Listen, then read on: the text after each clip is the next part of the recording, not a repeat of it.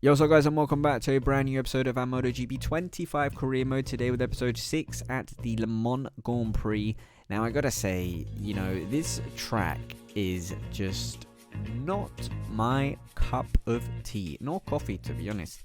I don't know what it is about Le Mans, but I've just never really gelled with this track. Now, hopefully things can go a little bit better in this season. We've had a pretty good start to the season, so let's see how this one goes. Hello and welcome to all you bike fans. We're in France and broadcasting from Le Mans, one of the most iconic circuits in the world.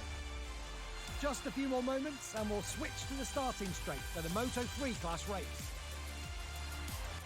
So here we are then, as you can see. To make matters even worse for us, apart from a track we don't really like, we have a lot of rain on the track, and it looks like it is dry in terms of not raining right now, but it may rain a little bit later on in this race. So we're going to have to see how that pans out. Angel Piqueras then gets pole position for this one. Kind of looks like back to normal now with the usual riders at the front.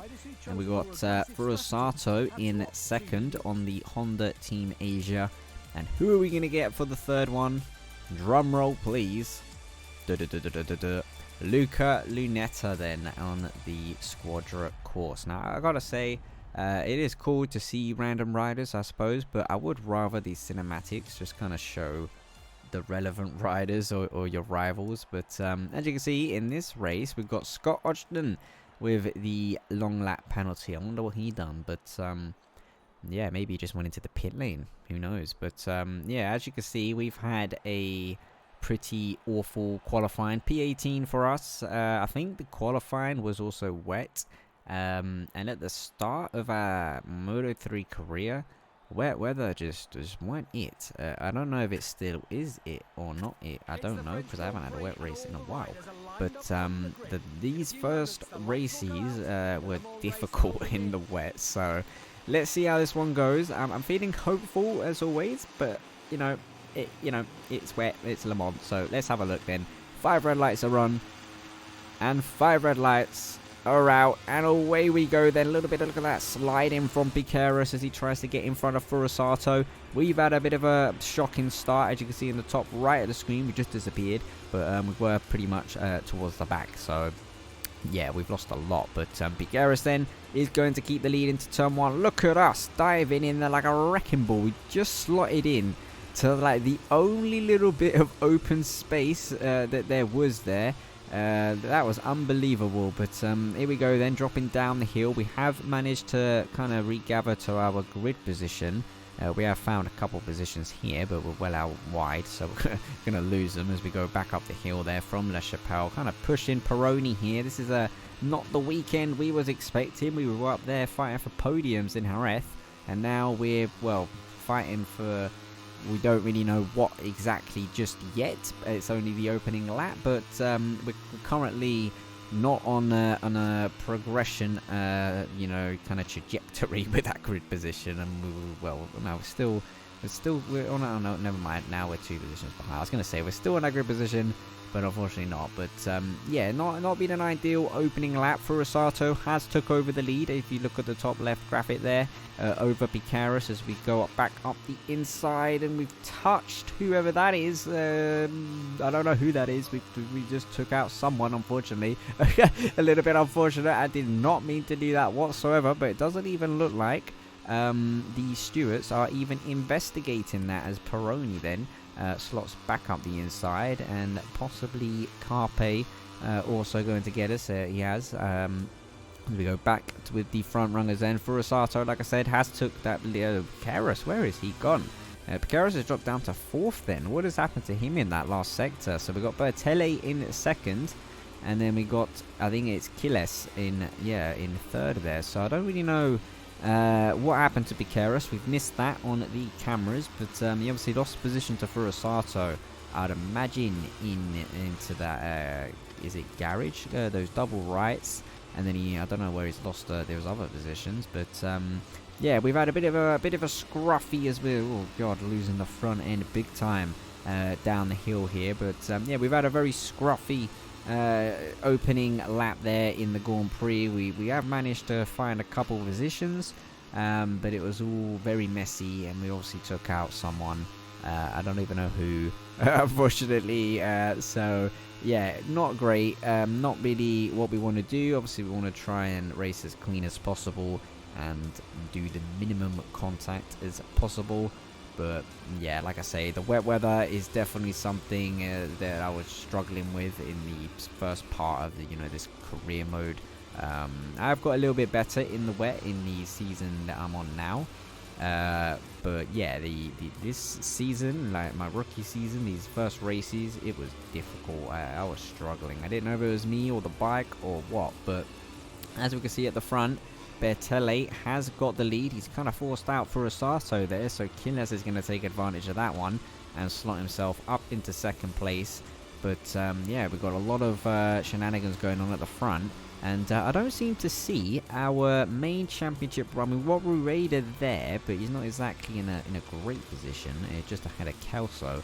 But I don't seem to see Fernandez anywhere. Is that Fernandez? Look at that. Both Leopards are behind us. So even though we're having an absolute, catastrophe, really, in terms of, what our season has been so far as a rookie, our main rivals are behind us here. So, yeah, maybe it's not as bad as it seems. Obviously, I know we're going to lose out points to Rueda and, Piqueras and some other riders, but obviously they're quite far behind in the World Championship. So, yeah, not too bad. At the point of riding, I didn't actually know that Fernandez was behind me. I thought he was way in front, and it wasn't till I think it was the next lap that I didn't clock that he was the Donny that was behind us. But yeah, as you can see, we're not making any form of inroads really. Maybe on like the hard braking, we might gain a couple bike lengths, but we've not really caught anything to Nepa.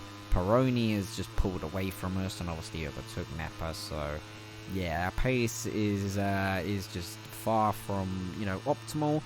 It's just non-existent as we got really close to the grass there, chucking it into turn 9. But yeah, it's unfortunate. It's maybe a little bit better than what it's been, throughout the weekend, as we kind of mess that up and pick up another track limit warning. In fact, we've got a decent amount, I think. It's hard to see. I think we've got 4. Bloody hell, we're proper playing it close as we go. Oh dear. Luckily, we didn't get another one there, but it was at this point here where I clocked that. Oh my god, like that's Fernandez, and I was like, oh, this ain't that bad then. As we get into the slipstream and try and get back up the inside into turn 1. But yeah, very close there into those last couple corners to not pick up a. As we've got Kelso's gone down and he's took out. Is that Penny? I believe on the other Dynavolt, as we've got, because Munoz is still on the bike there. So that's unfortunate, but that is a couple positions for us as Achilles has gone down now, riding into the back of Kelso. What is going on here in a matter of a couple corners? The front leading pack is out of mare as Bertele gets a bit of contact, but he's still on the bike. We got Piqueras then moving up the inside of Rosato. Munoz going to try and take advantage, but it doesn't seem like it's going to work out for him. But yeah, then we've got Yamanaka there following. But yeah, that was what's going on there. We've got Kelso and Pini going down. And then Killes obviously is out of the Grand Prix. We've had a massive moment through Garage Ver. And again, luckily, obviously we lost time. We didn't actually gain anything. But, sometimes they still do give you a warning for that. And luckily we didn't get one. This is the last thing we need is 2 long lap penalties back to back.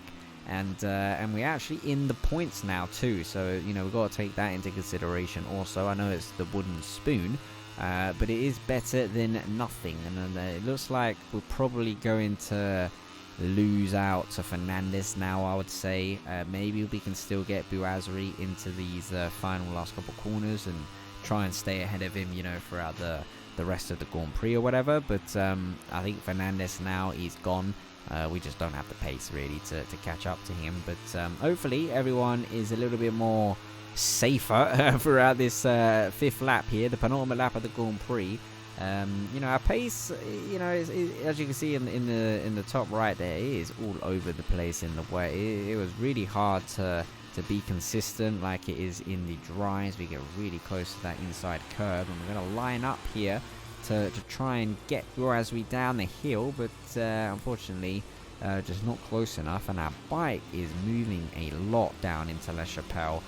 We almost hit the back of Burazri. We've lost a lot of time, so I believe this is Rollstone. He's probably going to get up the inside into Museum. He has the inside line, but we're going to chuck it in around the outside over his nose. Risky stuff in the wet, especially with the tyre wear that we have also, which is another thing that just wasn't really giving me a lot of confidence in especially around this track, but in these conditions. But I definitely felt like we could get Burazri. I mean, he's not, you know, left us for dead like Fernandez has, and you know, I'm really trying just to line it up, even if it is a little bit argy-bargy. You know, we can just blame the wet conditions, blame the tires and stuff, blame something. You know, unintentional, I promise, but you know, we just want to try and not lose out anything really to Fernandez, because I believe it's only like a points difference if we can get Burazri. So, you know, that's not really all that big of a deal as we come into these final last corners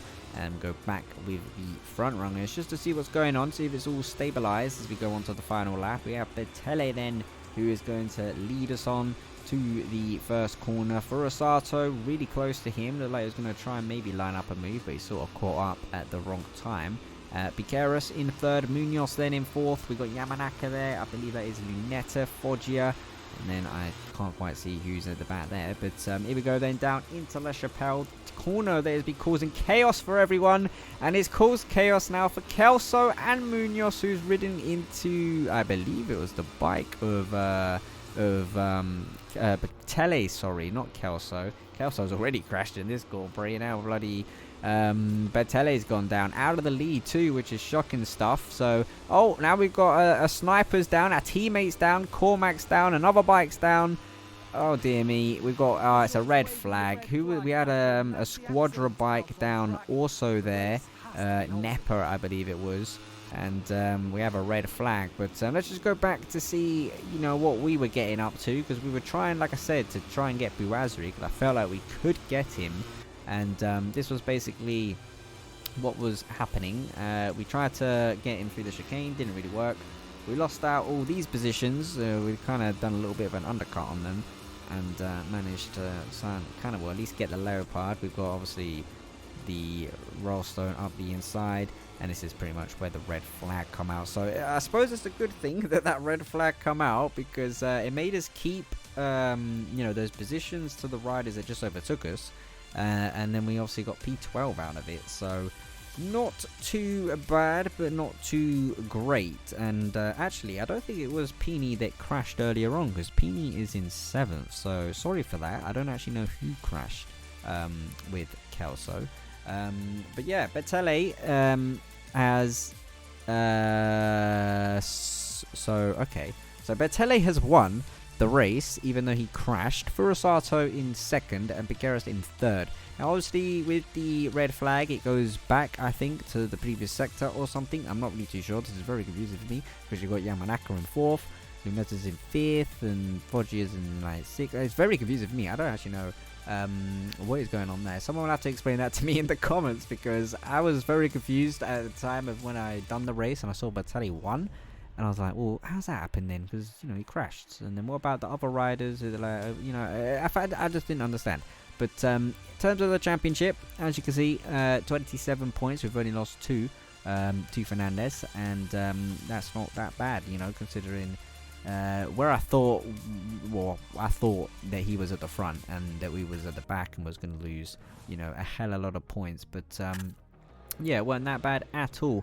Unfortunately, it weren't a good Grand Prix really to test the new engine in the wet and Le Mans and stuff. It was a bit hard to kind of gather whether we kind of found anything with that or not. So it's going to be interesting to see where we kind of go here with the development, because, like I say, it was kind of hard to know anything about the engine. You know, I know we had a new engine for this Grand Prix, but it was kind of hard to be able to gather, you know, any kind of information about it. But let's have a look then at what we're going to choose. Are we going to choose that it's hard to handle? You know, we've gone for the usual that we've kind of been going for throughout the beginning of the season. The engineering isn't good. Fix the engine. But yeah, social media, Kelso, the weekend at Le Mans left us some data to analyse. Jamie Renner's performance is certainly a factor not to be underestimated for the future. What are you on?